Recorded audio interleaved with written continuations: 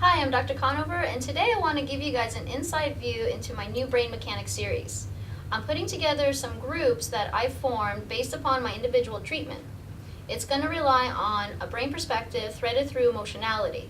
So it gives you a sense of what your patterns are, how you follow up on your patterns, what's the expressed behavior and emotionality, and how you can intercept negative patterns and replace them with something positive. So I wanted to bring you guys together, and if you want to ask me some questions about what it is I want to put together and why, so that way we can tell the folks that are watching this segment about what it is that I'm putting together. I guess the first question is, what is brain mechanics? Brain mechanics is our way of looking at brain perspectives in a way of an inside view. So if you take your brain out and you virtually look at it in your hand, what is it doing? How is it functioning? Are you more of a left brain person where you're very organized, you're very detailed, you follow the books, but then the creativity and the artistic view and the emotionality is not as prevalent? You can be a right brain person also. You can be more creative. You can have more of an intuitive sense of self, a holistic view. But you're also disorganized and a little ADD, which is fine, but that means that you need a little bit of organization and a little bit of scaffolding. So depending on what kind of brain you have, that's the first step in my books as far as dealing with my patients is what kind of person are you? How do you view your world? How do you create your own reality?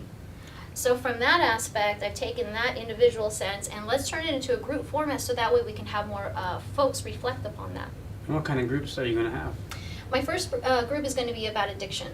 So it's kind of a new approach of dealing with addiction problems and behaviors. You know, the addiction stuff that we have out there, whether you're dealing with heroin, cocaine, shopping, gambling, sex, there's, food, there's all sorts of behaviors that are out there that we can do in excess.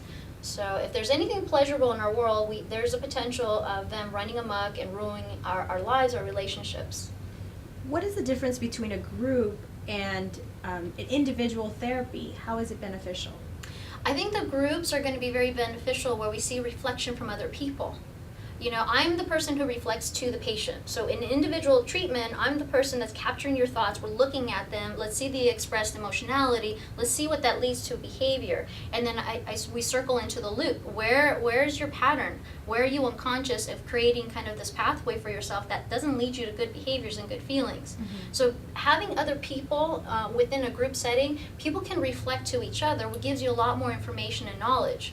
And it's another way for me to really, pull more time into space, meaning that I can offer a lot more to a group of people than on an individual basis.